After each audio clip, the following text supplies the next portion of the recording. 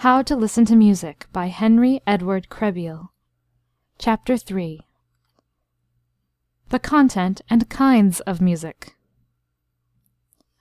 Bearing in mind the purpose of this book, I shall not ask the reader to accompany me far afield in the region of aesthetic philosophy or musical metaphysics.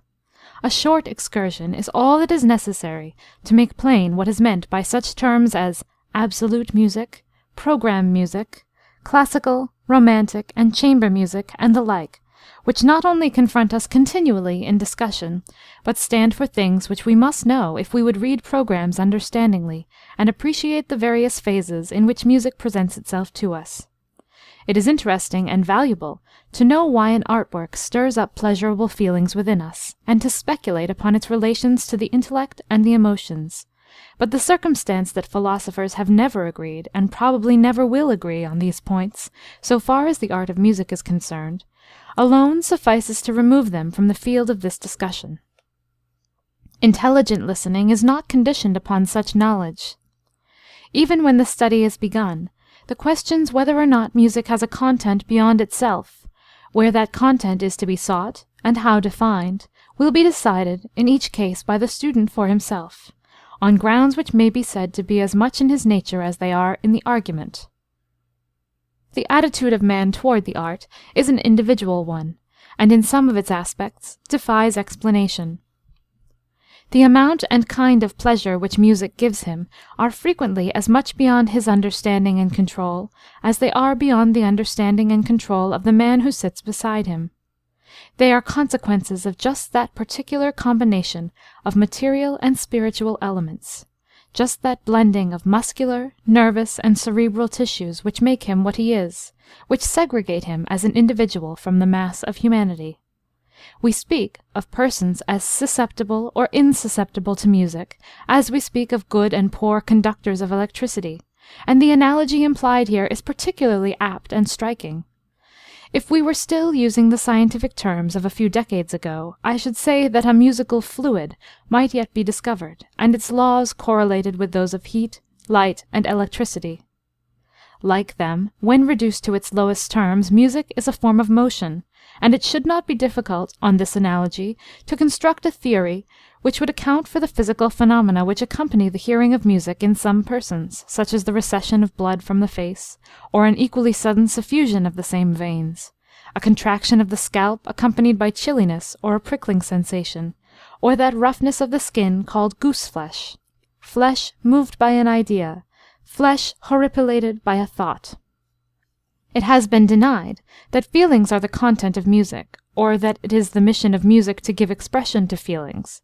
But the scientific fact remains that the fundamental elements of vocal music, pitch, quality, and dynamic intensity, are the results of feelings working upon the vocal organs, and even if Mr. Herbert Spencer's theory be rejected, it is too late now to deny that music is conceived by its creators as a language of the emotions, and so applied by them.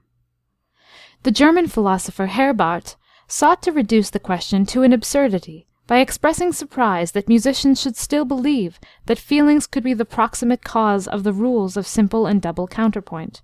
But Dr. Steiner found a sufficient answer by accepting the proposition as put, and directing attention to the fact that the feelings of men having first decided what was pleasurable in polyphony, and the rules of counterpoint having afterward been drawn from specimens of pleasurable polyphony, it was entirely correct to say that feelings are the proximate cause of the laws of counterpoint.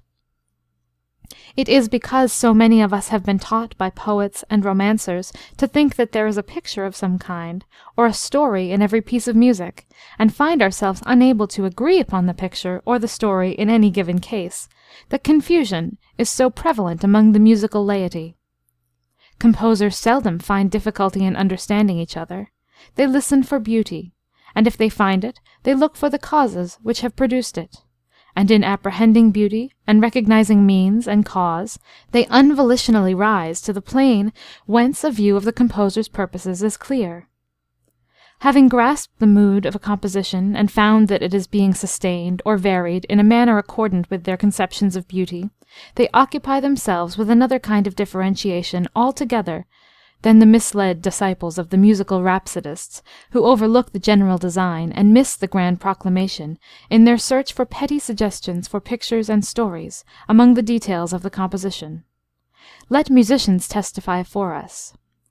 In his romance Ein glücklicher Abend, Wagner says, "That which music expresses is eternal and ideal.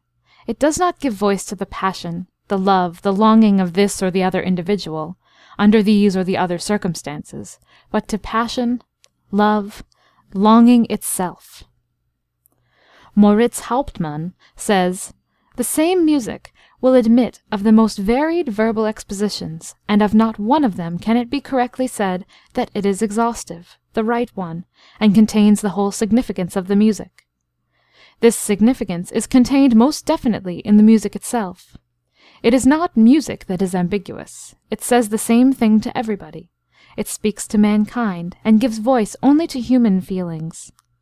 Ambiguity only then makes its appearance when each person attempts to formulate in his manner the emotional impression which he has received, when he attempts to fix and hold the ethereal essence of music, to utter the unutterable." Mendelssohn inculcated the same lesson in a letter which he wrote to a young poet who had given titles to a number of the composer's songs without words, and incorporated what he conceived to be their sentiments in a set of poems. He sent his work to Mendelssohn with the request that the composer inform the writer whether or not he had succeeded in catching the meaning of the music. He desired the information because music's capacity for expression is so vague and indeterminate. Mendelssohn replied, "You gave the various numbers of the book such titles as I Think of Thee, Melancholy, The Praise of God, A Merry Hunt. I can scarcely say whether I thought of these or other things while composing the music. Another might find I Think of Thee where you find melancholy, and a real huntsman might consider a merry hunt a veritable praise of God. But this is not because, as you think, music is vague. On the contrary, I believe that musical expression is altogether too definite, that it reaches regions and dwells in them whither words cannot follow it, and must necessarily go lame when they make the attempt as you would have them do." If I were to try to say why musicians, great musicians, speak thus of their art, my explanation would be that they have developed, farther than the rest of mankind have been able to develop it, a language of tones, which, had it been so willed, might have been developed so as to fill the place now occupied by articulate speech. Herbert Spencer, though speaking purely as a scientific investigator, not at all as an artist, defined music as a language of feelings which may ultimately enable men vividly and completely to impress on each other the emotions they experience from moment to moment. We rely upon speech to do this now, but ever and anon, when, in a moment of emotional exaltation, we are deserted by the articulate word, we revert to the emotional cry which antedates speech, and find that that cry is universally understood because it is universally felt. More than speech, if its primitive element of emotionality be omitted, more than the primitive language of gesture, music is a natural mode of expression. All three forms have attained their present stage of development through conventions. Articulate speech has led in the development. Gesture once occupied a high plane in the pantomimic dance of the ancients, but has now retrograded. Music, supreme at the outset, then neglected, is but now pushing forward into the place which its nature entitles it to occupy.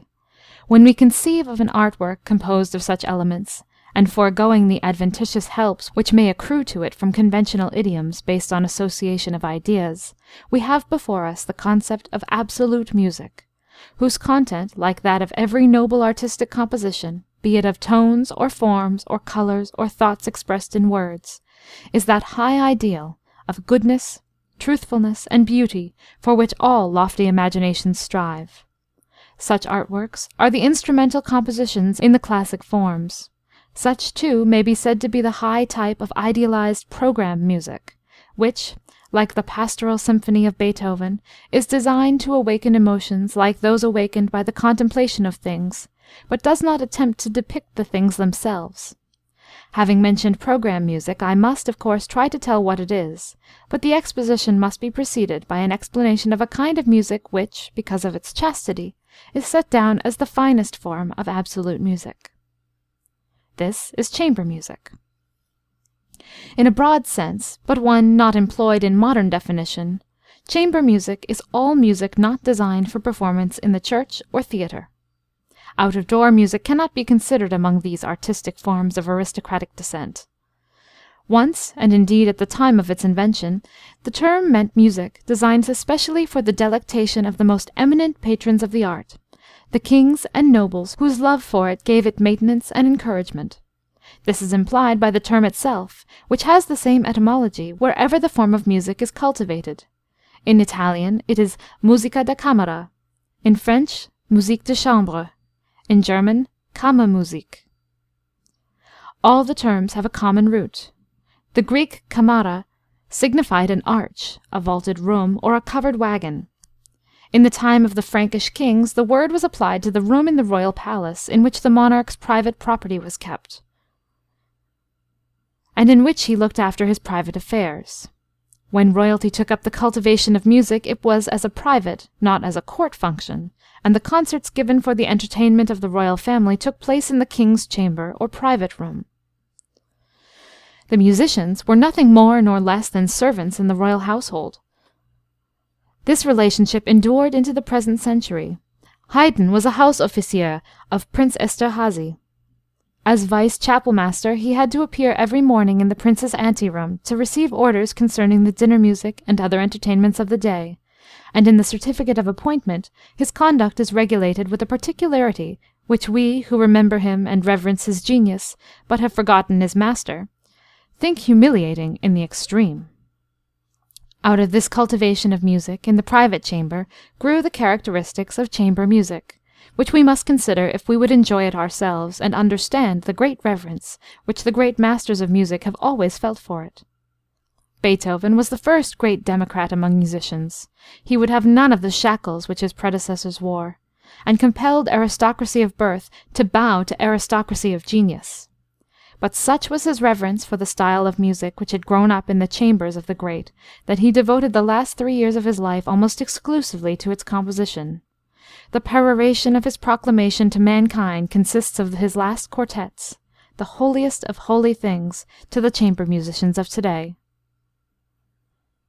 Chamber music represents pure thought, lofty imagination, and deep learning. These attributes are encouraged by the idea of privacy, which is inseparable from the form. Composers find it the finest field for the display of their talents, because their own skill in creating is to be paired with trained skill in hearing. Its representative pieces are written for strings alone, trios, quartets, and quintets. With the strings are sometimes associated a pianoforte, or one or more of the solo wind instruments, oboe, clarinet, or French horn. And as a rule the compositions adhere to classical lines. See Chapter 5. Of necessity, the modesty of the apparatus compels it to forego nearly all the adventitious helps with which other forms of composition gain public approval. In the delineative arts, chamber music shows analogy with correct drawing and good composition, the absence of which cannot be atoned for by the most gorgeous coloring. In no other style is sympathy between performers and listeners so necessary, and for that reason chamber music should always be heard in a small room with performers and listeners joined in angelic wedlock. Communities in which it flourishes under such conditions are musical. Properly speaking, the term program music ought to be applied only to instrumental compositions which make a frank effort to depict scenes, incidents, or emotional processes to which the composer himself gives the clue either by means of a descriptive title or a verbal motto. It is unfortunate that the term has come to be loosely used. In a high sense, the purest and best music in the world is programmatic, its program being, as I have said, that high ideal of goodness, truthfulness, and beauty which is the content of all true art. But the origin of the term was vulgar, and the most contemptible piece of tonal imitation now claims kinship in the popular mind with the exquisitely poetical creations of Schumann and the pastoral symphony of Beethoven, and so it has become necessary to defend it in the case of noble compositions.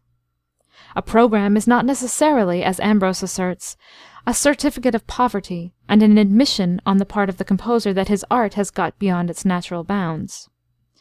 Whether it be merely a suggestive title, as in the case of some of the compositions of Beethoven, Schumann, and Mendelssohn, or an extended commentary, as in the symphonic poems of Liszt and the symphonies of Berlioz and Raff, the program has a distinct value to the composer as well as the hearer. It can make the perceptive sense more impressible to the influence of the music. It can quicken the fancy and fire the imagination. It can prevent a gross misconception of the intentions of a composer and the character of his composition.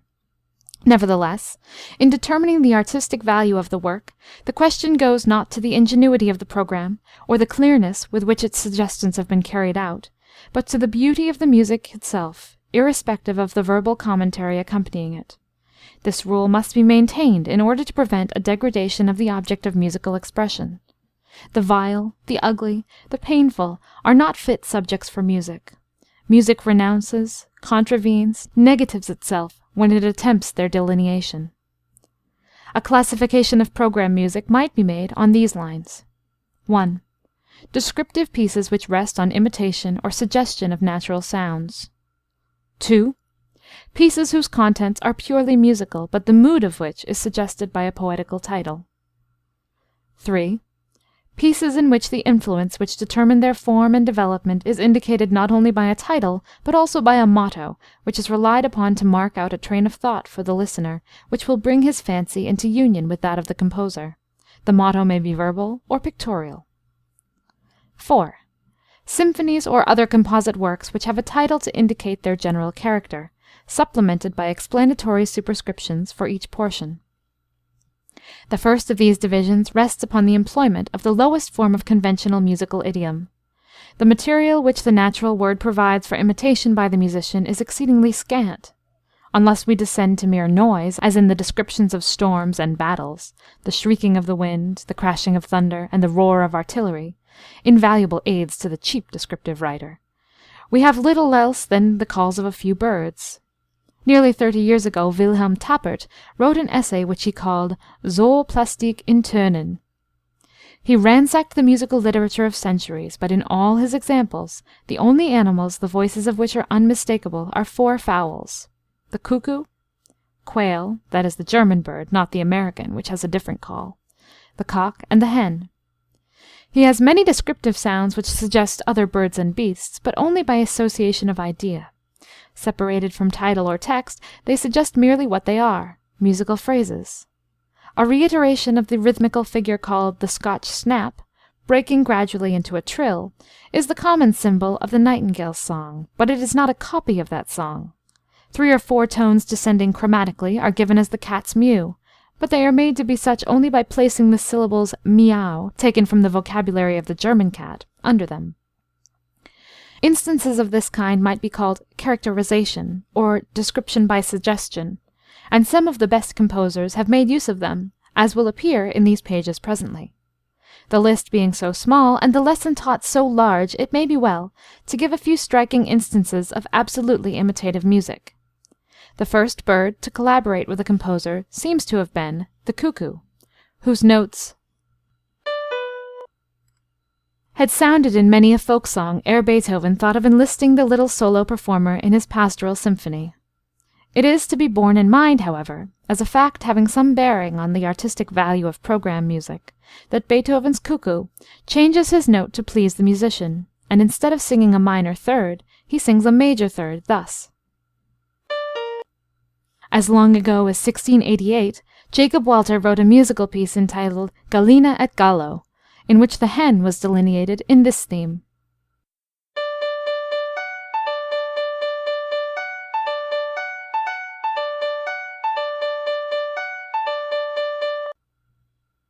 While the cock had the upper voice in the following example, his clear challenge sounding above the cackling of his mate.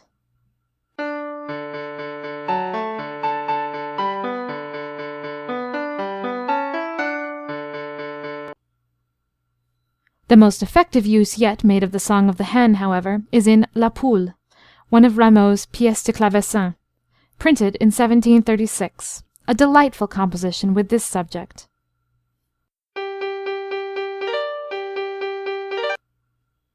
The quail's song is merely a monotonic rhythmical figure to which German fancy has fitted words of pious admonition. The paucity of examples in this department is a demonstration of the statement made elsewhere that nature does not provide music with models for imitation as it does painting and sculpture. The fact that nevertheless we have come to recognize a large number of idioms based on association of ideas stands the composer in good stead whenever he ventures into the domain of delineative or descriptive music, and this he can do without becoming crudely imitative. Repeated experiences have taught us to recognize resemblances between sequences or combinations of tones and things or ideas, and on these analogies, even though they be purely conventional, that is, agreed upon, as we have agreed that a nod of the head shall convey assent, a shake of the head dissent, and a shrug of the shoulders doubt or indifference, the composers have built up a voluminous vocabulary of idioms which need only to be helped out by a suggestion to the mind to be eloquently illustrative. Sometimes hearing a melody or harmony arouses an emotion like that aroused by the contemplation of a thing. Minor harmonies, slow movements, dark tonal colorings combine directly to put a musically susceptible person in a mood congenial to thoughts of sorrow and death, and inversely, the experience of sorrow or the contemplation of death creates affinity for minor harmonies, slow movements, and dark tonal colorings. Or we recognize attributes in music possessed also by things, and we consort the music and the things, external attributes bringing descriptive music into play, which excites the fancy, internal attributes calling for an exercise of the loftier faculty, imagination, to discern their meaning. The latter kind is delineative music of the higher order, the kind that I have called idealized program music, for it is the imagination which, as Ruskin has said, sees the heart and inner nature and makes them felt, but is often obscure, mysterious, and interrupted in its giving out of outer detail, which is a seer in the prophetic sense, calling the things that are not as though they were, and forever delighting to dwell on that which is not tangibly present. In this kind of music, harmony, the real seat of emotionality in music, is an eloquent factor, and indeed there is no greater mystery in the art, which is full of mystery, than the fact that the lowering of the second tone in the chord, which is the starting point of harmony, should change an expression of satisfaction, energetic action, or jubilation into an accent of pain or sorrow. The major mode is to do, the minor to suffer. How near a large number of suggestions, which are based wholly upon experience or association of ideas, lie to the popular fancy, might be illustrated by scores of examples. Thoughts of religious functions arise in us the moment we hear the trombones intone a solemn phrase in full harmony. An oboe melody in 6/8 time over a drone bass brings up a pastoral picture of a shepherd playing upon his pipe. Trumpets and drums suggest war, and so on. The delineation of movement is easier to the musician than it is to the poet.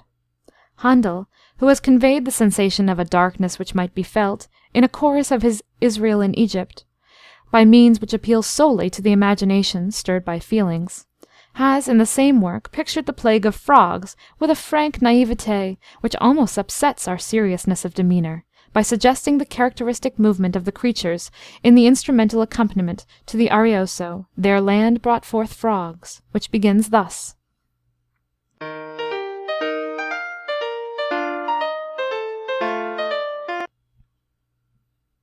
We find the gentle flux and reflux of water as if it were lapping a rocky shore in the exquisite figure out of which Mendelssohn constructed his Hebrides overture.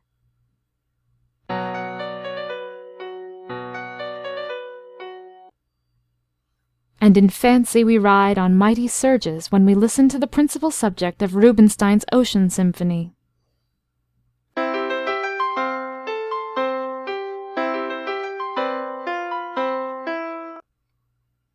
In none of these instances can the composer be said to be imitative.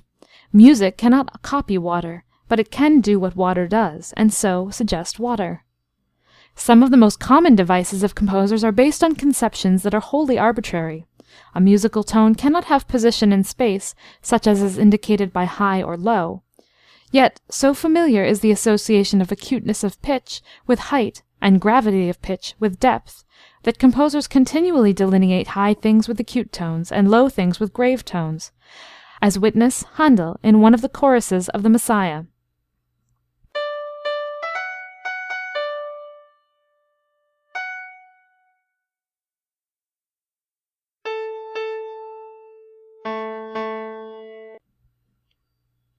Similarly, too, does Beethoven describe the ascent into heaven and the descent into hell in the credo of his Mass in D.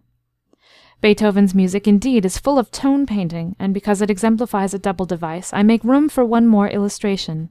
It is from the cantata Becalmed at Sea and a Prosperous Voyage, and in it the composer pictures the immensity of the sea by a sudden, extraordinary spreading out of his harmonies, which is musical, and dwelling a long time on the word distance, Weite, which is rhetorical.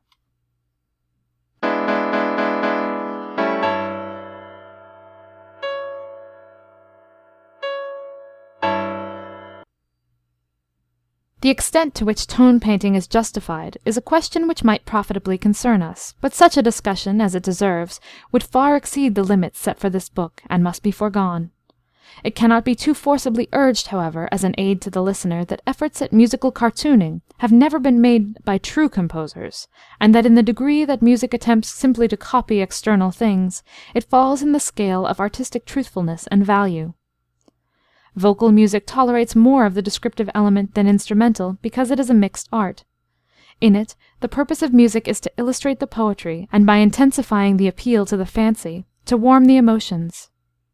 Every piece of vocal music, moreover, carries its explanatory program in its words. Still more tolerable and even righteous is it in the opera, where it is but one of several factors which labor together to make up the sum of dramatic representation. But it must ever remain valueless unless it be idealized. Mendelssohn, desiring to put Bully Bottom into the overture to A Midsummer Night's Dream, did not hesitate to use tones which suggest the bray of a donkey, yet the effect, like Handel's Frogs and Flies in Israel, is one of absolute musical value. The canon which ought continually to be before the mind of the listener is that which Beethoven laid down with the most painstaking care when he wrote the Pastoral Symphony.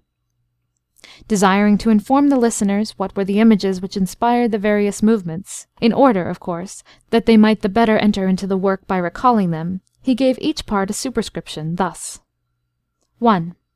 The agreeable and cheerful sensations awakened by arrival in the country. 2. Scene by the brook. 3. A merry-making of the country folk. 4. Thunderstorm. 5. Shepherd's Song, feelings of charity combined with gratitude to the deity after the storm. In the title itself he included an admonitory explanation which should have everlasting validity. Pastoral Symphony, more expression of feeling than painting.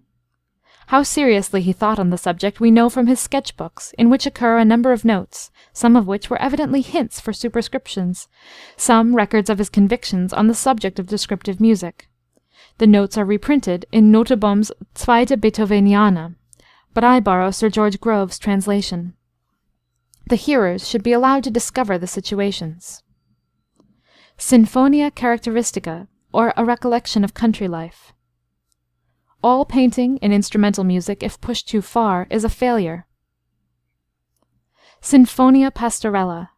Anyone who has an idea of country life can make out for himself the intentions of the author without many titles. People will not require titles to recognize the general intention to be more a matter of feeling than of painting in sounds. Pastoral Symphony. No picture, but something in which the emotions are expressed which are aroused in men by the pleasure of the country, or in which some feelings of country life are set forth. As to the relation of program to music, Schumann laid down an admirable maxim when he said that while good music was not harmed by a descriptive title, it was a bad indication if a composition needed one. There are, among all the terms used in music, no words of vaguer meaning than classic and romantic. The idea which they convey most widely in conjunction is that of antithesis. When the romantic school of composers is discussed, it is almost universally presented as something opposed in character to the classical school. There is little harm in this if we but bear in mind that all the terms which have come into use to describe different phases of musical development are entirely artificial and arbitrary, that they do not stand for anything absolute, but only serve as platforms of observation. If the terms had a fixed meaning, we ought to be able, since they have established themselves in the language of history and criticism, to describe unambiguously and define clearly the boundary which separates them. This, however, is impossible. Each generation, nay, each decade, fixes the meaning of the words for itself, and decides what works shall go into each category. It ought to be possible to discover a principle, a touchstone, which shall emancipate us from the mischievous and misleading notions that have so long prompted men to make the partitions between the schools out of dates and names. The terms were borrowed from literary criticism, but even there, in the words of Archbishop Trench, they either say nothing at all, or say something erroneous. Classical has more to defend it than romantic, because it has greater antiquity, and in one sense has been used with less arbitrariness. The term, says Trench, is drawn from the political economy of Rome. Such a man was rated as to his income in the 3rd class, such another in the 4th, and so on, and he who was in the highest was emphatically said to be of the class, classicus, a class man, without adding the number as in that case superfluous, while all others were infraclassum. Hence, by an obvious analogy, the best authors were rated as classici, or men of the highest class, just as in English we say men of rank, absolutely for men who are in the highest ranks of the state. Thus Trench, and his historical definition, explains why in music, also, there is something more than a lurking suggestion of excellence in the conception of classical, but that fact does not put away the quarrel which we feel exists between classic and romantic. As applied to literature, romantic was an adjective affected by certain poets, first in Germany, then in France, who wished to introduce a style of thought and expression different from that of those who followed old models. Intrinsically, of course, the term does not apply any such opposition, but only bears witness to the source from which the poets drew their inspiration. This was the imaginative literature of the Middle Ages, the fantastical stories of chivalry and knighthood written in the Romance or Romanic languages, such as Italian, Spanish, and Provençal. The principal elements of these stories were the marvelous and the supernatural. The composers whose names first spring into our minds when we think of the Romantic school are men like Mendelssohn and Schumann, who drew much of their inspiration from the young writers of their time who were making war on stilted rhetoric and conventionalism of phrase. Schumann touches hands with Romantic poets in their strivings in 2 directions. His artistic conduct, especially in his early years, is inexplicable if Jean-Paul be omitted from the equation. His music rebels against the formalism which had held despotic sway over the art, and also seeks to disclose the beauty which lies buried in the world of mystery in and around us, and give expression to the multitude of emotions to which unyielding formalism had refused adequate utterance. This, I think, is the chief element of Romanticism. Another has more of an external nature and genesis, and this we find in the works of such composers as von Weber, who is romantic chiefly in his operas, because of the supernaturalism and chivalry in their stories, and Mendelssohn, who, while distinctly romantic in many of his strivings, was yet so great a master of form and so attached to it, that the romantic side of him was not fully developed. If I were to attempt a definition, it would be this: classical composers are those of the first rank. To this extent we yield to the ancient Roman conception, who have developed music to the highest pitch of perfection on its formal side, and in obedience to general accepted laws, preferring aesthetic beauty, pure and simple, over emotional content, or, at any rate, refusing to sacrifice form to characteristic expression. Romantic composers are those who have sought their ideals in other regions, and striven to give expression to them irrespective of the restrictions and limitations of form and the conventions of law. Composers with whom, in brief, content outweighs manner. This definition presents classicism as the regulative and conservative principle in the history of the art, and Romanticism as the progressive, regenerative, and creative principle. It is easy to see how the notion of contest between them grew up, and the only harm which can come from such a notion will ensue only if we shut our eyes to the fact that it is a contest between 2 elements whose very opposition stimulates life, and whose union, perfect, peaceful, mutually supplemental, is found in every really great artwork. No law which fixes, and hence limits, form can remain valid forever. Its end is served when it enforces itself long enough to keep lawlessness in check, till the test of time has determined what is sound, sweet, and wholesome in the innovations which are always crowding eagerly into every creative activity in art and science. In art it is ever true, as Faust concludes, that "in the beginning was the deed." The laws of composition are the products of compositions, and being such, they cannot remain unalterable, so long as the impulse freshly to create remains. All great men are ahead of their time, and in all great music, no matter when written, you shall find instances of profounder meaning and deeper or newer feeling than marked the generality of contemporary compositions. So Bach frequently floods his formal utterances with romantic feeling, and the face of Beethoven, serving at the altar in the temple of beauty, is transfigured for us by divine light. The principles of creation and conservation move onward together, and what is romantic today becomes classic tomorrow. Romanticism is fluid classicism. It is the emotional stimulus informing romanticism which calls music into life, but no sooner is it born, free, untrammeled, nature's child, than the regulative principle places shackles upon it, but it is enslaved only that it may become, and remain, art. End of chapter 3.